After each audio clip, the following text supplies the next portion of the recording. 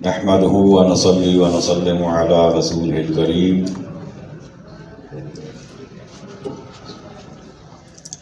أما بعد فأعوذ بالله من الشيطان الرجيم بسم الله الرحمن الرحيم الصلاة والسلام عليك يا سيدي يا رسول الله الصلاة والسلام عليك يا رسول الله وعلى آلك وأصحابك يا سيدي يا حبيب الله وعلى آلك وأصحابك يا حبيب الله الصلاة والسلام عليك يا سيدي يا رحمة للعالمين الصلاة والسلام عليك يا سيدي يا رحمة وعلى آلك وأصحابك يا سيدي يا شفيع المذنبين وعلى آلك وأصحابك يا شفيع المذنبين.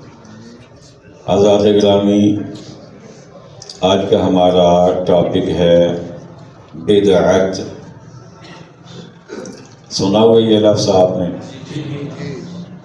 سب نے سنا ہوا ہے.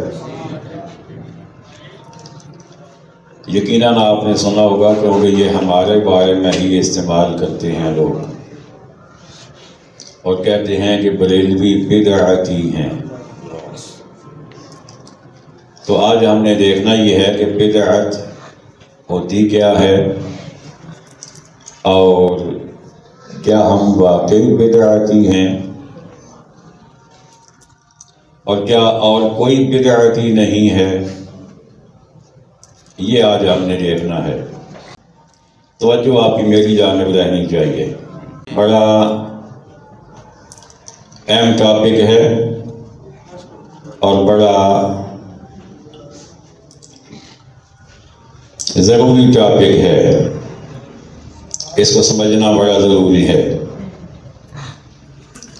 بنیادی طور پہ یہ سمجھ لیجیے کہ بدعت کا معنی ہوتا ہے نیا کام، نئی چیز. آپ سے میں سننا چاہوں گا بدعت کا معنی. یہ جو میرے دوست، میرے بھائی، میرے بیٹے دیوار کے ساتھ ٹیک لگا کے بیٹھے ہیں ادھر درمیان میں آ جائیں. یہ جگہ خالی خالی مجھے لگ رہی ہے. ادھر آپ بھی ادھر سامنے آ جائیں تاکہ مجھے اپنے سامنے کچھ نظر آئے نا، تاکہ مجھے پتہ چلے میں جن سے بات کر رہا ہوں وہ ادھر ہی ہیں، موجود ہیں.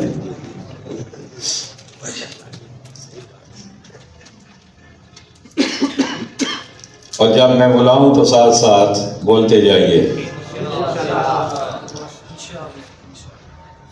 بدعت کا معنی کیا میں نے بتایا؟ نیا کام، نئی چیز. یہ اس کا لغوی معنی ہے. اصطلاحی معنی ہے اس کا ہم اس کی تعریف اور کرتے ہیں، باقی لوگ اس کی تعریف کچھ اور کرتے ہیں.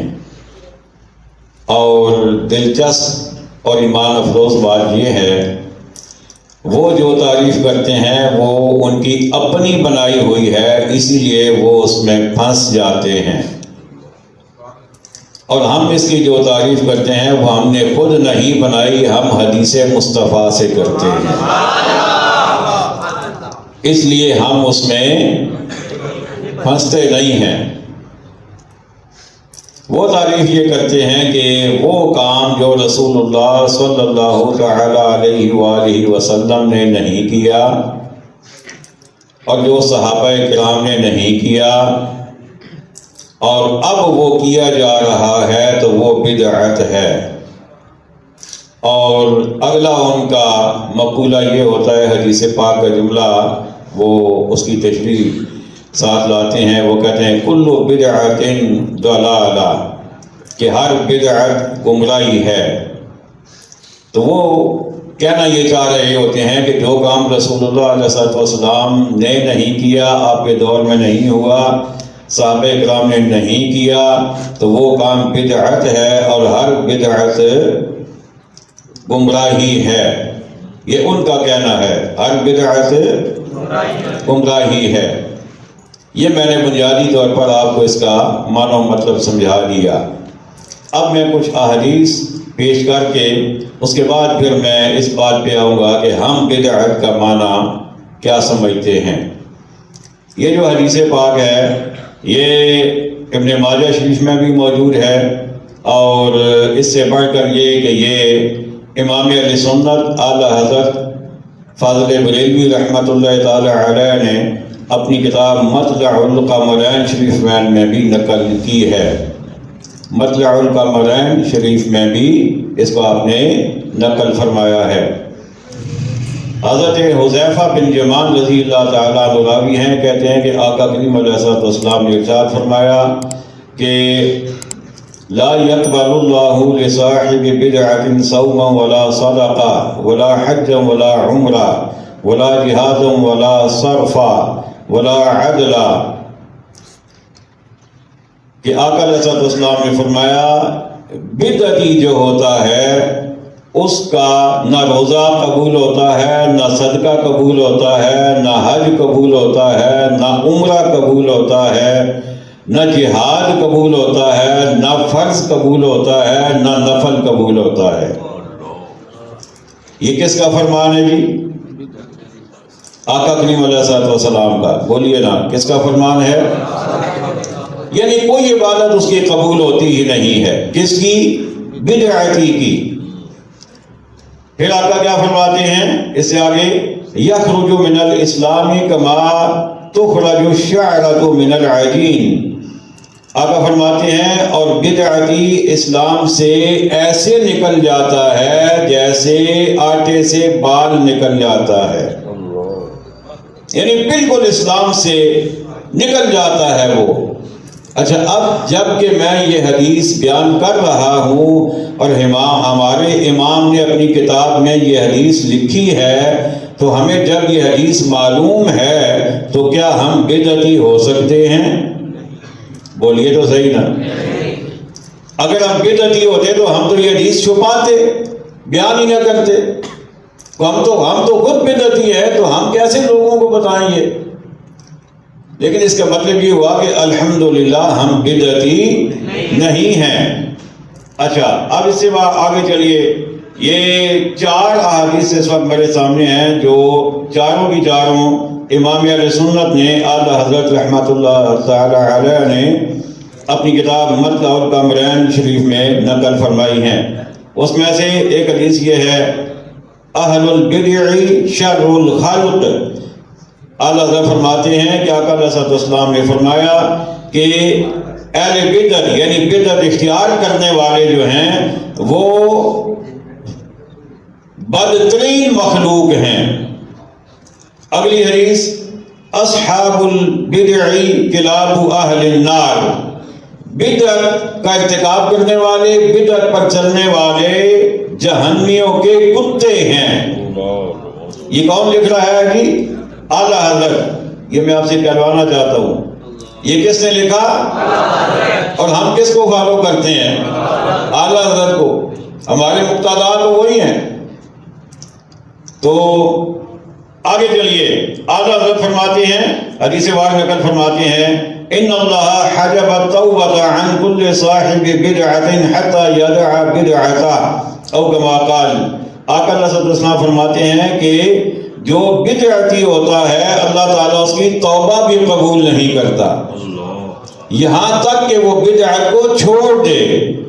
بدعت کو چھوڑے گا تب اس کی توبہ قبول ہوگی، اس سے پہلے اگر بدعت پر وہ قائم ہے تو توبہ بھی قبول کوئی نہیں ہے۔ اور اس کے بعد چوتھی حدیث اعلیٰ حضرت نے نقل فرمائی ہے، اذا مات صاحب بدعۃ فقد فتح فی الاسلام فتح او کما قال۔ اعلیٰ حضرت فرماتے ہیں کہ آقا علیہ السلام نے ارشاد فرمایا کہ جب بدعتی مرتا ہے تو ایسے ہے کہ جیسے اسلام کو بہت بڑی فتح حاصل ہو گئی۔ یہ اعلیٰ حضرت نے یہ حدیثیں نقل فرمائی ہیں۔ جب اعلیٰ حضرت یہ حدیثیں نقل فرما رہی ہیں تو کیا وہ ہمیں بدعت کا درس دیں گے؟ اور جب ہم یہ حدیثیں بیان کر رہے ہیں تو کیا ہم بدعت اپنائیں گے؟ ہرگز نہیں۔ اچھا، اب پھر آئیے اس بات پر کہ چلیں ایک حدیث پاک اور سماعت فرما لیں۔ آقا علیہ السلام نے ارشاد فرمایا کہ، اور یہ حدیث ہے، یہ شعب الایمان میں ہے، جسے البیہقی بھی کہتے ہیں، تو اس میں یہ حدیث پاک ہے، من وقر صاحب بدعۃ فقد اعان علی ہدم الاسلام، جس نے کسی بدعتی کی تعظیم کی، اسے عزت دی، آقا فرماتے ہیں اس نے گویا اسلام کے گرانے میں مدد دی۔ تو بدعتی کی تعظیم بھی نہیں، وہ بھی نہیں ہونی چاہیے، اسلام نے اس سے بھی منع کیا۔ یہ احادیث آپ سمجھ چکے ہیں کہ بدعتی جو ہوتا ہے اس کا کوئی عمل قابل قبول نہیں ہے، اور اس سے اگلی بات یہ کہ بدعتی کی توبہ بھی قبول نہیں ہے۔ بدعتی جو ہوتے ہیں وہ جہنمیوں کے کتے ہوتے ہیں، وہ بدترین مخلوق ہوتے ہیں، اور ان کی توبہ بھی قبول نہیں ہے۔ یہ تو ہو گیا بدعت۔ اب اس کے بعد ایک سوال یہ ہے کہ آقا علیہ السلام کو پردہ فرمائے ہوئے، صحابہ کرام کو پردہ فرمائے ہوئے صدیاں گزر چکی ہیں، اور قیامت آنے میں اب بھی پتہ نہیں کتنا وقت باقی ہے، تو کیا ایسا ممکن تھا کہ کوئی نیا کام شروع نہ ہوتا دین کے حوالے سے؟ یہ بھی تو ممکن نہیں تھا۔ زمانے کے ساتھ ساتھ نئے کام شروع ہونے تھے، اور وہ ضروری تھے۔ جیسے بہت سارے کام شروع ہو چکے ہیں، ان میں سے چلے ایک مثال میں آپ کو یہ دے دیتا ہوں کہ جس طرح آج ہم درس دے رہے ہیں، اور آپ کا یہ اعتکاف ہوتا ہے 10 دنوں کا، جس میں ایک شیڈیول ہے کہ صبح فجر کی نماز کے بعد درس ہوگا، پھر اس کے بعد قرآن مجید کی تلاوت ہوگی 3 آیات، ان کا ترجمہ تفسیر ہوگی، اس کے بعد پھر باقی جو شیڈیول ہمارا ہے رات گئے تک، کیا ایسا رسول اللہ علیہ السلام سے ثابت ہے کہ بالکل ایسے ہی انہوں نے اعتکاف کیا ہو یا صحابہ کرام نے کیا ہو؟ تو اگر ایسا ثابت نہیں ہے، اور ہر نیا کام ایسا ہی بدعت ہے جیسے ابھی میں نے آپ کے سامنے بیان کیا کہ وہ گمراہی ہے، تو پھر تو یہ اعتکاف بھی گیا، پھر تو یہ بھی گناہ ہوا۔ اور اس کے بعد یہ جو درس نظامی ہوتا ہے، درس نظامی میں صرف ہے، نحو ہے، منطق ہے، فلسفہ ہے، علم الکلام ہے، علم تفسیر ہے، علم حدیث ہے، یہ جتنے بھی علوم ہیں، کیا یہ صحابہ کرام کے دور میں پڑھائے جاتے تھے؟ ہرگز نہیں پڑھائے جاتے تھے۔ لیکن اب ہم پڑھتے بھی ہیں، پڑھاتے بھی ہیں، اور صرف ہم نہیں پڑھتے پڑھاتے، جو لوگ ہمارے اوپر فتوی لگاتے ہیں کہ یہ بدعتی ہیں، ان کے ہاں بھی یہ علوم پڑھائے جاتے ہیں، ان کے ہاں بھی۔ تو اس کا مطلب یہ ہوا کہ انہوں نے بھی نئے کام تو شروع کیے ہوئے ہیں نا، اور ان کی اپنی جو تعریف ہے کہ وہ کام جو صحابہ کرام کے دور میں نہیں ہوا، رسول اللہ صلی اللہ علیہ وسلم کے دور میں نہیں ہوا، آپ نے نہیں کیا، وہ بدعت ہے، اور ہر بدعت گمراہی ہے، اس کے مطابق وہ تو گئے۔ بات سمجھ آ گئی؟ کوئی نہیں، وہ تو پھنس گئے اپنی تعریف کی روشنی میں کہ جتنے کام وہ کر رہے ہیں۔ اب چلے میں ایک اور مثال آپ کو دے دوں، یہ جو مسجد کا محراب آپ کو نظر آ رہا ہے، یہ صحابہ کرام کے دور میں نہیں تھا، آقا کریم علیہ السلام کے دور میں نہیں تھا، بہت بعد شروع ہوا۔ مسجدوں کے جو مینار بنتے ہیں، یہ صحابہ کرام کے دور میں نہیں تھے، بہت بعد جا کے یہ مینار شروع ہوئے، اور یہ وقت کی ضرورت تھی اس لیے شروع ہوئے۔ وقت کی ضرورت کیا تھی؟ جب آبادی بڑھ گئی، ایک گاؤں بہت زیادہ پھیل گیا دور تک، مسجد کہیں درمیان میں ایک مسجد ہے، اب باہر سے کوئی مسافر آتا ہے، اسے پتہ نہیں چلتا مسجد کدھر ہے، نماز پڑھنی ہے اس نے، تو علماء نے سوچا کہ چلیں ایسا کرتے ہیں، مسجد کے اوپر ایک مینار بنا دیتے ہیں۔ جو مقامی بندہ ہے اسے تو پتہ ہے نا کہ یہ اس گلی میں جاؤں گا، اس گلی میں جاؤں گا، آگے سے یوں مڑوں گا تو آگے مسجد آ جائے گی۔ لیکن جو اجنبی ہے، باہر سے آیا ہے، اب اسے کیا پتہ مسجد کدھر ہے؟ ایک بندے سے پوچھے گا، پھر آگے جا کے بھول جائے گا، پھر پوچھے گا، پھر بھول جائے گا، پھر پوچھے گا۔ تو علماء نے سوچا کہ چلے مسجد کے اوپر مینار بنا دیتے ہیں اونچا سا، تاکہ دور سے نظر آئے کہ ہاں یہ ادھر مسجد ہے۔ یہ وقت کی ضرورت تھی۔ اچھا، وہ بندہ مینار دیکھ کے آ گیا، جب گلیوں میں آیا، اسی گلی میں آ گیا جس میں مسجد ہے، ابھی پھر اس بیچارے کو پریشانی ہے کہ پتہ نہیں مسجد کون سی ہے، گھر بھی تو ہوتے ہیں۔ تو اب علماء نے کہا کہ مسجد کا محراب بنا دیتے ہیں جو تھوڑا سا باہر نکلا ہوا ہو گلی میں، تو بتا گلی میں ہے تو دیکھے محراب ایک ہے، اسے سمجھ آ جائے کہ ہاں یہ مسجد ہے۔ یہ وقت کی ضرورت ہے، نہ یہ صحابہ کرام کے دور میں تھا، نہ آقا علیہ الصلوۃ والسلام کے دور میں تھا، لیکن اب ہر مسجد کا محراب ہوتا ہے یا کوئی نہیں؟ بولیے تو صحیح نا۔ ہر مسجد کا مینار بھی چھوٹا ہو یا بڑا ہو لیکن ہوتا ہے، لیکن ہے یہ بدعت اس تعریف کے مطابق، اس تعریف کے مطابق یہ بدعت ہے۔ اور ان لوگوں کو تو بالکل بھی ایسی مسجد نہیں بنانی چاہیے جو یہ تعریف کرتے ہیں کہ جو صحابہ کرام کے دور میں، جو آقا اسلام کے دور میں کام نہیں تھا اب ہے وہ غلط ہے، تو انہیں تو ایسی مسجد بالکل نہیں بنانی چاہیے۔ انہیں فوری طور پہ اپنے مینار بھی گرانے چاہیے، محراب بھی ختم کرنے چاہیے۔ اب مسئلہ یہ ہے کہ ہم تعریف کیا کرتے ہیں؟ ہم تعریف یہ کرتے ہیں، آقا علیہ الصلوۃ والسلام کا اپنا ارشاد گرامی جو ہے وہ ہے، مشکوٰۃ شریف میں بھی ہے، دارمی شریف میں بھی موجود ہے۔ ہم تعریف کرتے ہیں اس حدیث کی روشنی میں۔ آقا علیہ الصلوۃ والسلام نے ارشاد فرمایا، مبتدع قوم بدعۃ فی دینہم الا نزع اللہ من سنتہم مثلہا، کہ آقا علیہ الصلوۃ والسلام نے ارشاد فرمایا کہ حضرت حسان رضی اللہ تعالیٰ عنہ یہ راوی ہیں کہ آقا علیہ الصلوۃ والسلام نے ارشاد فرمایا کہ کوئی بھی قوم جب کوئی ایسا کام اپنے دین میں شروع کرتی ہے جس سے نبی علیہ السلام کی کوئی سنت مٹ جاتی ہے تو یہ بدعت ہے۔ کوئی سنت مٹ جائے اس کام کرنے کی وجہ سے تو یہ کام کیا ہے؟ بدعت ہے۔ ہم یہ تعریف کرتے ہیں۔ اب مجھے بتائیے، آپ صبح سے لے کر رات گئے تک جو اعتکاف آپ کرتے ہیں اس کے کسی عمل کی وجہ سے کوئی سنت مٹتی ہے؟ بلکہ سنت ہی کا تو درس دیا جاتا ہے۔ یہ جو اتنا لمبا شیڈیول ہے اس میں سنت ہی تو سکھائی جاتی ہے۔ اٹھنا ایسے ہے، چلنا ایسے ہے، بولنا ایسے ہے، کھانا ایسے ہے، پینا ایسے ہے، سلام ایسے کرنا ہے، مصافحہ ایسے کرنا ہے، بغل گیر ایسے ہونا ہے، معانقہ ایسے کرنا ہے، یہی تو سکھایا جاتا ہے۔ تو اس سے کوئی سنت مٹتی نہیں ہے۔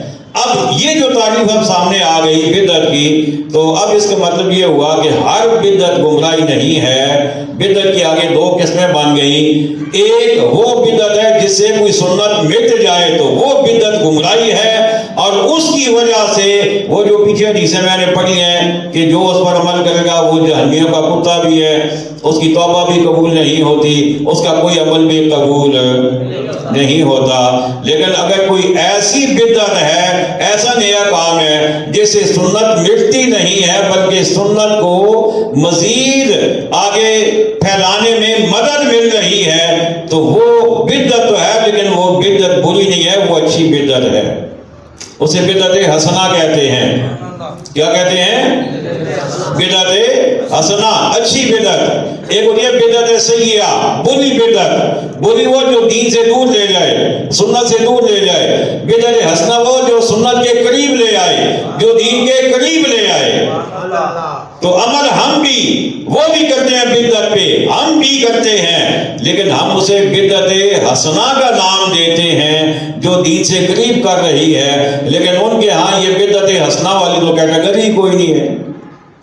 ان کا تو ایک ہی کیٹیگری ہے بدعت سیئہ والی کہ ہر بدعت گمراہی ہے، تو اس میں تو وہ بات پہ پھنستے چلے جاتے ہیں۔ اب آئیے آقا علیہ السلام کا ارشاد گرامی، آقا نے فرمایا کہ حضرت سعد بن ابی وقاص رضی اللہ تعالی عنہ آپ راوی ہیں، آقا علیہ السلام نے فرمایا ان اعظم المسلمین فی المسلمین جرما من سأل عن شیء لم یحرم علی الناس فحرم من اجل مسئلتی۔ یہ مشکوٰۃ شریف میں بھی موجود ہے، بخاری شریف میں بھی اور مسلم شریف میں بھی۔ آقا علیہ السلام نے ارشاد فرمایا کہ مسلمانوں میں سے سب سے بڑا مجرم وہ ہے جو اس چیز کے بارے میں سوال کرے کہ جو لوگوں پر حرام نہیں تھی، حرام نہیں تھی، لیکن اس کے بار بار سوال کی وجہ سے وہ چیز منع کر دی گئی، اس کے سوال کی وجہ سے منع کر دی گئی۔ سب سے بڑا مجرم وہ ہے۔ تو اب یہ جو ہر بات میں سوال ہوتا ہے نا کہ یہ کہاں لکھا ہوا ہے، یہ کہاں لکھا ہوا ہے، یہ کس نے کیا، یہ کس نے کیا، یہ اس حدیث کی روشنی میں وہ بندے مجرم قرار پاتے ہیں۔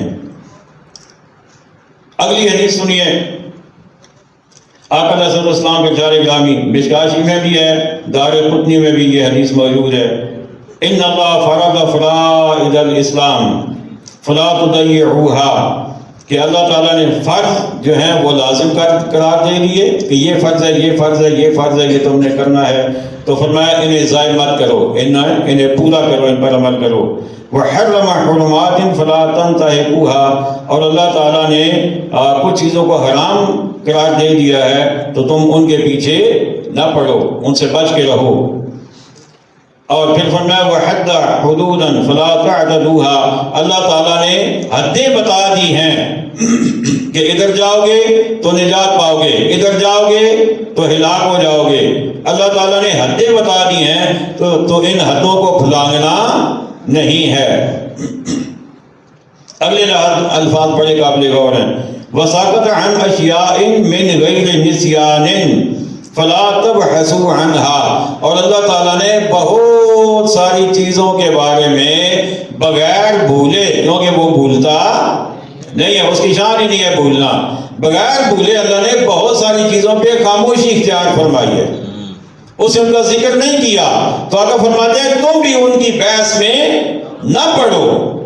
جب اللہ نے ان کو آزاد چھوڑ دیا ہے، اگر وہ حرام ہوتے تو اللہ بتا نہ دیتا، اگر وہ انتہائی ضروری ہوتے تو اللہ بتا نہ دیتا، جو انتہائی ضروری تھے وہ بھی بتا دیے، جو منع تھے وہ بھی بتا دیے، درمیان میں جو اس نے نہیں بتائے وہ تمہارے لیے مباح ہیں، تم کرو تو اس میں تمہیں گناہ نہیں ہے، نہیں کرو گے تو اس پر بھی تمہیں کوئی پکڑ نہیں ہے، مباح ہیں۔ ہاں اگر وہ دین میں مدد کرنے والے ہوں گے تو تم ثواب پاؤ گے ان پر، اور اگر وہ دین سے دور لے جانے والے ہوں گے تو پھر تمہیں ان سے بچ کر رہنا چاہیے۔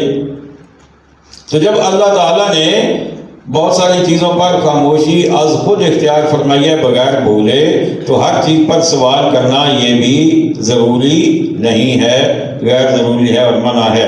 اب میں کچھ مثالیں آپ کے سامنے پیش کروں گا تو اس سے آپ کو مزید انشاءاللہ بات سمجھ آئے گی، بالکل مختصر میں کر رہا ہوں۔ مسجد کے مینار اور محراب کا آپ سن چکے، یہ جو حدیث کی کتابیں جنہیں سیاہ ستہ کہا جاتا ہے، کیا یہ آقا علیہ الصلوۃ والسلام کے دور میں تھی؟ بولیے نا جی، کوئی ایک کتاب بھی اس وقت نہیں تھی۔ بخاری شریف جیسے سب سے اہم کتاب احادیث میں جس کا رتبہ ہے، تو یہ بخاری شریف بھی آقا علیہ الصلوۃ والسلام کے صدیوں بعد، کوئی 250 سال بعد جا کے وجود میں آئی ہے۔ اسی طریقے سے باقی ساری اس کے بعد ہیں۔ تو سیاست کی کتابیں ہیں، حدیث کی ہیں، تفسیر کی ہیں، سیرت کی ہیں، فقہ کی ہیں، یہ ساری کتابیں جو ہیں یہ بعد میں آئی ہیں، لیکن آج کل ہر مدرسے میں یہ پڑھائی جاتی ہیں یا کوئی نہیں؟ دلیلیں ہی سیاستہ سے لی جاتی ہیں۔ تو اگر آپ کی دلیل پر جائیں، آپ کی تعریف پر کہ جی ہر بدعت گمراہی ہے، تو پھر تو یہ کتابیں بھی بدعت ہو گئی، آپ ان کے قریب بھی نہیں جا سکتے۔ اور اس کے بعد خطبہ جمعہ، اس میں خلفائے راشدین کا ذکر، یہ جو کھڑے ہو کر خطبہ دیا جاتا ہے عربی خطبہ، اس میں خلفائے راشدین کا ذکر ہوتا ہے۔ خلفائے راشدین کا ذکر جو ہے یہ بھی کسی صحابی نے کبھی نہیں کیا، یہ بعد میں شروع ہوا، اور آج کل ہر مسجد میں خطبے میں یہ ہوتا ہے۔ تو یہ بھی ان کی تعریف کے مطابق ایسی بدعت ہے جو انہیں چھوڑ دینی چاہیے، جبکہ ہماری تعریف کے مطابق یہ دین کو تقویت دیتی ہے، لہذا ہمارے لیے کوئی اس پر پابندی نہیں ہے، ہمارے لیے یہ جائز ہے اور ضروری ہے۔ اس کے بعد علاقائی زبانوں میں جمعے کا خطاب، پہلے فقط 2 عربی خطبے ہوتے تھے، اس کے بعد نماز پڑھیں اور اپنے اپنے گھروں کو چلے جائیں، لیکن علماء نے سوچا کہ یہ ہفتے بعد لوگ اکٹھے ہوتے ہیں جمعہ کے دن، باقی دنوں میں تو جمعہ ہی کوئی نہیں ہوتے، ہفتے میں ایک دفعہ جمع ہوتی ہیں، اس میں بھی ایران والوں کو عربی کہاں سمجھ آئے، پاکستان والوں کو عربی کہاں سمجھ آئے، وہ خطبے دونوں، اس میں آپ خطاب کر بھی دیں تو وہ کس کو سمجھ آئے گا؟ تو انہوں نے سوچا کہ ان خطبے سے پہلے اپنی اپنی زبان میں کچھ بیان بھی ہونا چاہیے۔ تو یہ بیان پتہ ہے کب شروع ہوا؟ یہ 700 ہجری میں شروع ہوا۔ آقا علیہ السلام کا وصال ہے 11 ہجری میں، یعنی کہ 689 سال بعد یہ کام شروع ہوا۔ اور آج کل ہر مسجد میں جمعے کا خطاب علاقائی زبان میں ہوتا ہے یا کوئی نہیں ہوتا ہے نا؟ تو جو بندہ کہہ رہے جی میلاد بدعت ہے، اسے کہو جی یہ جو تم خطاب کرتے ہو یہ بھی بدعت ہے، آج کا خطاب چھوڑ دو، نہ عید کا خطاب کر سکتے ہو نہ جمعے کا کر سکتے ہو۔ اور اس کے 90 سال بعد یعنی 790 بلکہ 91 میں جا کر ایک اور کام شروع ہوا۔ وہ کام کون سا شروع ہوا؟ اذان سے پہلے الصلاۃ والسلام علیک یا رسول اللہ پڑھنے کا۔ اور یہ پتہ ہے کیوں شروع ہوا؟ اس دور میں یہ شروع ہو گیا تھا کہ اذان سے پہلے بادشاہوں کی تعریفیں کی جاتی تھیں، بادشاہوں کے کھلانے گائے جاتے تھے۔ تو اس وقت علماء جو تھے انہوں نے کہا کہ بادشاہ کون ہوتے ہیں جن کی تعریفیں اذان سے پہلے کی جائیں؟ جب کرنی ہی ہے تو پھر اپنے آقا و مولا پر درود کیوں نہ پڑھا جائے؟ تو یہ 791 میں شروع ہوا۔ اچھا جو 700 میں شروع ہوا وہ سارے کر رہے ہیں اور دین سمجھ کے کر رہے ہیں، اور جو 791 میں شروع ہوا اسے بدعت کہنے لگ گئے کہ یہ بدعت ہے۔ تو ہیں تو کام دونوں بات میں شروع ہوئے۔ ایک ہی شہر کی مختلف مساجد میں جمعے کی نماز ادا کرنا یہ 280 ہجری کے بعد شروع ہوا۔ پہلے یہ ہوتا تھا کہ ہر شہر میں ہر گاؤں میں صرف ایک مسجد جامع ہوتی تھی جس میں جمعہ ہوتا تھا، لیکن جب آبادیاں بڑھ گئیں تو 280 ہجری کے بعد جا کر پھر انہوں نے کہا کہ چلیں آپ اگر 4 مسجدیں ہیں، بڑی بڑی مسجدیں ہیں، لوگ بھی اتنے ہیں کہ مسجدیں بھر جاتی ہیں، تو پھر ہر مسجد میں جمعہ شروع کر دیا جائے۔ تو یہ بھی بدعت ہے، ان کی تعریف کے مطابق، ہماری تعریف کے مطابق نہیں ہے۔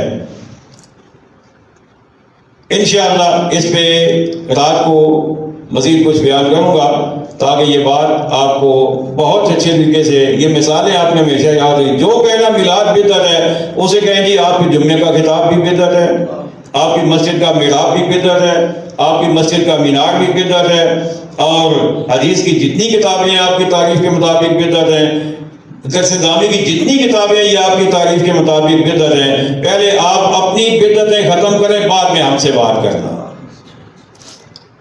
سبق یاد ہے سی؟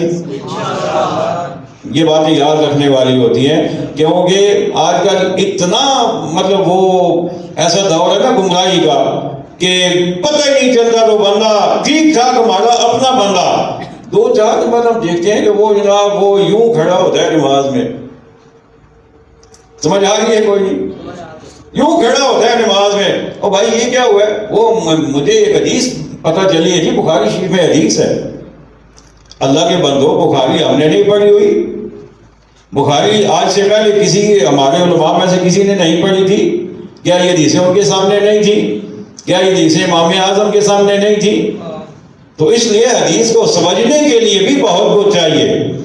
جیسے قرآن کی آیتوں میں کچھ آیتیں منسوخ ہیں، ایسے ہی کچھ حدیثیں بھی منسوخ ہوتی ہیں، اور پھر حدیثوں میں بھی درجات ہوتے ہیں کہ کون سی حدیث کس لیول کی ہے۔ اب ایک مثال میں آپ کو دے دوں، ایک وہ صحابی ہے جو ایک دفعہ آقا علیہ السلام سے ملے، اور اس وقت فرض کریں آقا علیہ السلام نے رفع یدین کیا نماز کے اندر، وہ دیہات سے آئے، انہوں نے نماز پڑھی، اب انہوں نے دیکھا وہ چلے گئے اپنے علاقے میں، وہ ساری زندگی رفع یدین کرتے رہے، لوگوں کو بتاتے رہے، اور یہ بالکل ٹھیک ہے، اس میں کوئی شک نہیں ہے، وہ بالکل اپنی جگہ ٹھیک تھے، لیکن بعد میں آقا علیہ السلام نے چھوڑ دیا تو چھوڑنے والی روایت ان تک پہنچی نہیں، نہ وہ واپس آئے نہ انہیں علم پہنچا، تو اب حدیث تو بن گئی، وہ کتابوں میں تو آ جائے گی کہ فلاں صحابی نے بیان کیا، لیکن اس صحابی کے مقابلے میں صدیق اکبر جو بیان کریں گے اہمیت کس حدیث کو ہوگی؟ جو ساری زندگی ساتھ رہے ان والے حدیث کا اہمیت ہوگی نا۔ تو ہماری نوجوان جو ہے نا، وہ آج کل ایک ہے وہ جسے میں بے پیندے کا لوٹا کہتا ہوں، کیا بے پیندے کا لوٹا، ایک گول لوٹا ہوتا ہے نا جس کا نیچے وہ کھڑا نہیں ہو سکتا، نیچے سے گول ہوتا ہے، ایسے کھڑا کرے تو لڑک کے کبھی ادھر کبھی ادھر، اسے بے پیندے کا لوٹا کہتے ہیں۔ تو ایک بے پیندے کا لوٹا جہنم میں بھی ہوتا ہے۔ سمجھ آ رہی ہو؟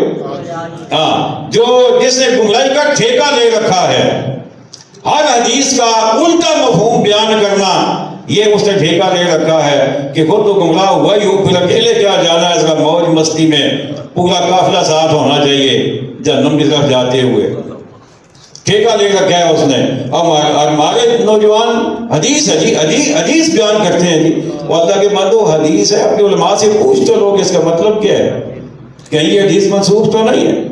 تو اس لیے ان باتوں پہ توجہ کیا کریں۔ اللہ تعالیٰ ہمیں سمجھنے کی توفیق عطا فرمائے۔ وما علینا الا البلاغ المبین۔ ایک شعر اور پھر دعا۔ مصطفیٰ جان رحمت پیلا کو سلام، شمع بز میں ہدایت پیلا کو سلام، شمع بز میں ہدایت پیلا، ہم غریبوں کے آقا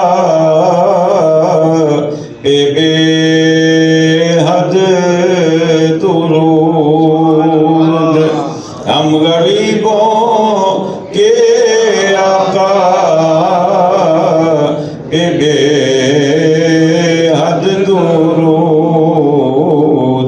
ہم فقیروں کی ثروت پیدا کو سلام، مصطفیٰ جان رحمت پیلا کو سلام، شمع بز میں ہدایت پیلا کو سلام۔ دعا سے پہلے ایک بات یہ کرنا چاہتا ہوں کہ کل تو انشاءاللہ آپ کو چھٹی دوں گا، کیونکہ پوری رات آپ نے عبادت میں گزارنی ہے۔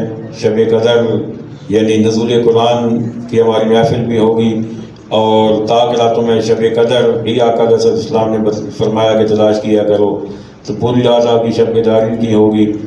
تو فجر کے وقت میں میری طرف سے آپ کو چھٹی ہوگی۔ آگے 2 دن ہیں یا 3 ہیں، یہ اللہ بہتر جانتا ہے۔ تو میں یہ چاہوں گا کہ پرسوں یا آج رات کو بلکہ جب میں آؤں گا، تو اگر آپ کے ذہن میں کوئی ہو کہ یہ ٹاپک بیان ہونا چاہیے تو آپ مجھے وہ بتائیں۔ اب یہ تو نہیں نا، یہ تو میں نے اپنی مرضی سے بیان کر رہا ہوں اور یہ بھی ضروری ہے، لیکن میں یہ چاہتا ہوں کہ اب یہاں سے جائیں تو آپ کے ذہن میں کوئی الجھن پھر بھی باقی نہ رہے۔ تو آپ اپنی مرضی کا جو مجھے کہیں گے انشاءاللہ میں وہ بتاؤں گا، لیکن میں عالم تو ہوں کوئی نہیں، طالب علم ہوں بالکل ابتدائی درجے کا، تو مجھے آپ پہلے بتائیں گے تو آپ کو زیادہ فائدہ ہوگا، تاکہ میں کوئی تیاری بھی تو کر کے آؤں نا۔ ٹائم گزارنا ہمارے لیے مسئلہ نہیں ہوتا، اتنا تجربہ ہو گیا ہے، لیکن جب آپ پہلے بتائیں گے تو انشاءاللہ آپ کو مواد اچھا ملے گا۔ تو اپنی مرضی کا آپ ٹاپک بتائیے گا، انشاءاللہ اس پر انشاءاللہ بات ہوگی۔ 1-2 باتیں میرے ذہن میں ہیں جو میں نے ضرور کرنی ہے آپ سے، وہ بھی میں کروں گا، تو باقی آپ جو کہیں گے انشاءاللہ وہ بھی ضرور آپ کو بتایا جائے گا۔ اللہم صلی علی سیدنا و مولانا محمد وعلی آل سیدنا و مولانا محمد وبارک وسلم۔ ربنا آتنا فی الدنیا حسنۃ وفی الآخرۃ حسنۃ وقنا عذاب النار۔ ربنا فاغفر لنا ذنوبنا وكفر عنا سيئاتنا وتوفنا مع الأبرار۔ وصلى الله تعالى على خير خلقه ونور عرشه محمد وعلى آله وأصحابه أجمعين برحمتك يا أرحم الراحمين۔